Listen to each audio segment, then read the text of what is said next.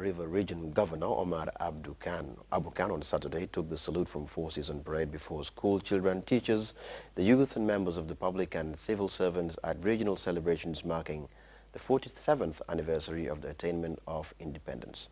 Grts' Mohamed Lamin Sise was there and he now reports.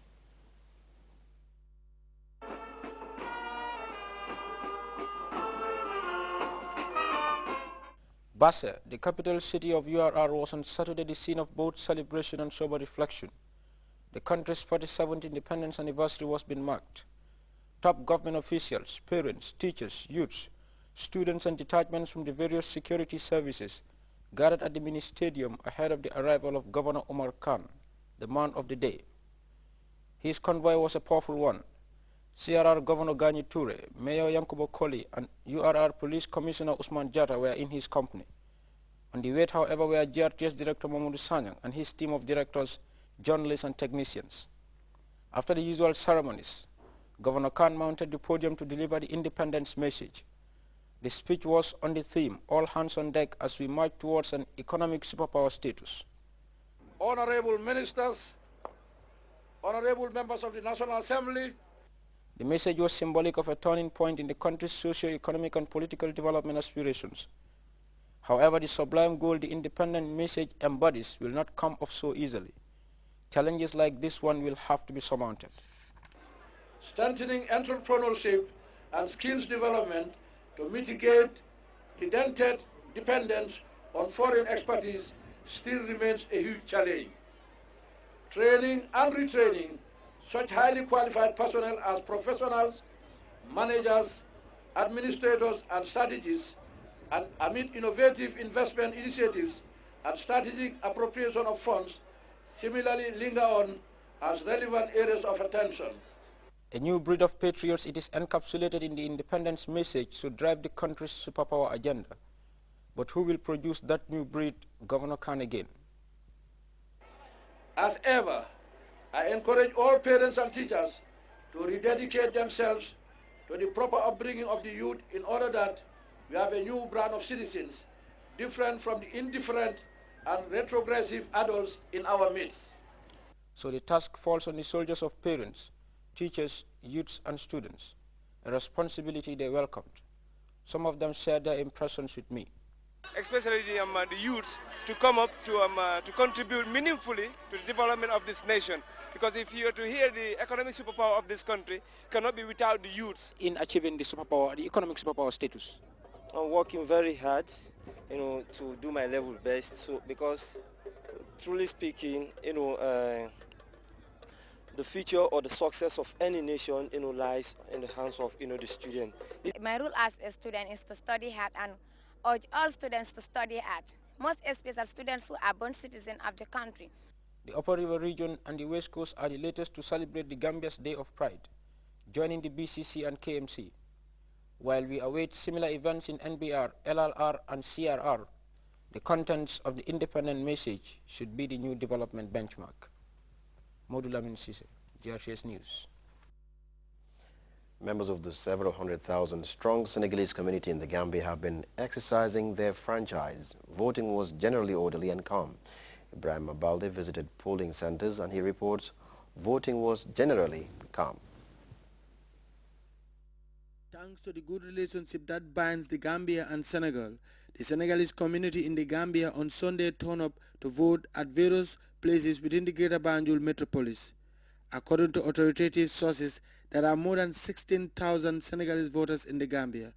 Polling started a little after 8 in the morning. Voting was generally calm and orderly, according to presiding officers and various agents representing various political parties on the ground. Elections are generally held the same way in Africa. However, there are different procedures to observe in different countries. Well, unlike the Gambian way of voting, this one is a bit different.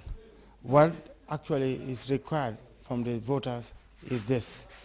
They need to take the pictures or the cards from all the 14 presidential aspirants, after which they will be asked to take one of these envelopes, and you neatly or quietly walk into this small room here, which is an enclosure kept exclusively for the voters to make up their mind.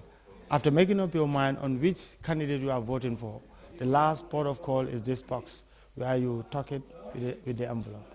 And from here, you go out quietly out of the voting room and wait for the results.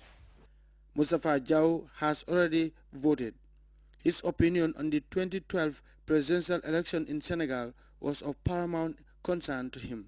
It went well, I think, because I came here and in 5 minutes I do all I had to do and everything went well.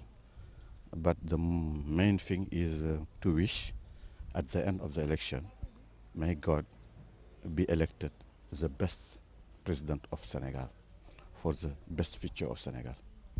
He was happy to tell us that the election was generally calm and orderly. At other polling stations, the electoral officers were at work. The Senegalese High Commissioner in the Gambia, Jammeh Singate, is checking in on the voting process.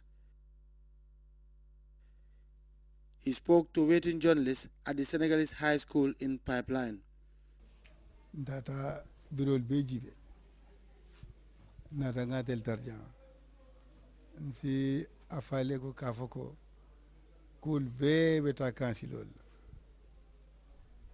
en tout cas kabiri nga birol visité damuta mandulaje mantoro kube dame molbe siri men bo wote ka ibe la normal ñogon poussé teje ñogon ñorteje. Elsewhere in Bakau, presiding officer Serin Sek is happy about the voting process and the orderly manner the electorate voted. Well, it's going smoothly. Everything is okay so far. We don't have any problem since the beginning. We started around 8:45 this morning, and since then people are coming slow to cast their votes as normal, but we didn't have any problem. Senegal is choosing among 14 presidential aspirants who are vying to occupy the seat of the presidency, with incumbent President Maître Abdoulaye Wade at the helm. In this election, until the results are announced, the electorate will have to be glued to their TV or radios and wait for the inevitable, the winner or losers of this election. Ibrahima Balde, GRTS. A GRT's news crew is in Dakar to cover the election. Many observers say is one of the most keenly contested polls in the history of Senegal. Voting began early and Senegal's 5 million odd eligible voters have more than a dozen candidates to vote for. Malik Jones reports. The Senegalese presidential elections began honestly this morning as polling booths opened at 8 a.m. With as close to 5.5 million eligible voters exercising their franchise, this election is a massive test to the incumbent President Maître Abdoulaye Wade as to whether he can clinch victory in the first round after what all 13 political candidates call his blatant flouting of the supreme document, the Constitution of the Republic of Senegal, by refusing to step down after his 2-year mandate. In the capital Dakar, 2 aspirants cast their votes this afternoon. Maître Abdoulaye Wade, the incumbent, and female candidate Amsatou Sow Sidibé. AU ECOWAS envoy Olusegun Obasanjo called at the Lycée de Saint-Marc in Pointe-E, where the incumbent was to cast his ballot to see the process.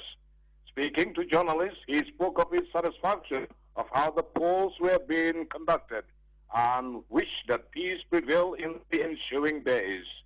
Barely 30 minutes after his departure, security was reinforced, and that heralded that the incumbent President Wade was due. And certainly, as was expected, a crowd of local and international journalists descended upon him. After some scuffles with security, he was ushered to the polling station where he cast his vote. Accompanied by his wife Vivian and son Karim, he was hardly audible when he spoke to the media, his voice subdued by pro and anti-Wade chants. He, however, looked confident, but a smile was far away from his face. As our crew headed for the residence of female candidate Amsatou Sow Sidibé, Dakar looked calm and serene.